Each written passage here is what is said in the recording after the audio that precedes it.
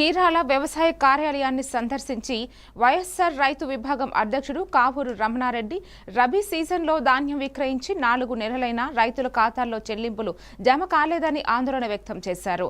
ధాన్యాన్ని కొనుగోలు చేసినప్పటికీ ప్రభుత్వం ఇప్పటికీ చెల్లింపులు చేయలేదన్నారు. మరో సీజన్ మొదలయ్యేలోపు బకాయిలు చెల్లించాలని డిమాండ్ చేస్తూ రైతుల జీవనాధారం పంటలపై ప్రభుత్వం నిర్లక్ష్యం బాధాకరమని పేర్కొన్నారు. కార్యాలయంలో చేసి 3 నెలలు అవుతున్నా రైతుల ఖాతాల్లో డబ్బులు పడలేదు కాబట్టి మనలో వ్యవసాయ అధికారులు కార్యాలయంలో వ్యవసాయ అధికారులు ఇచ్చారు. వారు మేము ధాన్యాన్ని కొనుగోలు చెప్తున్నారు.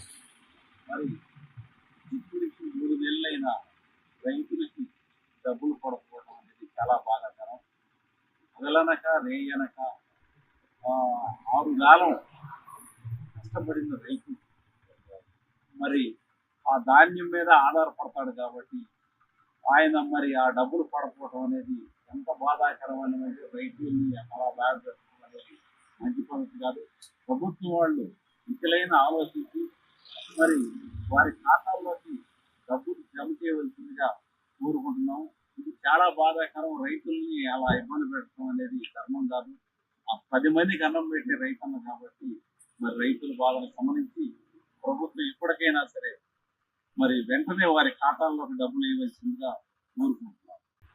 చేసి 3 నెలలు అవుతున్నా రైతుల ఖాతాల్లో డబ్బులు పడలేదు కాబట్టి మనలో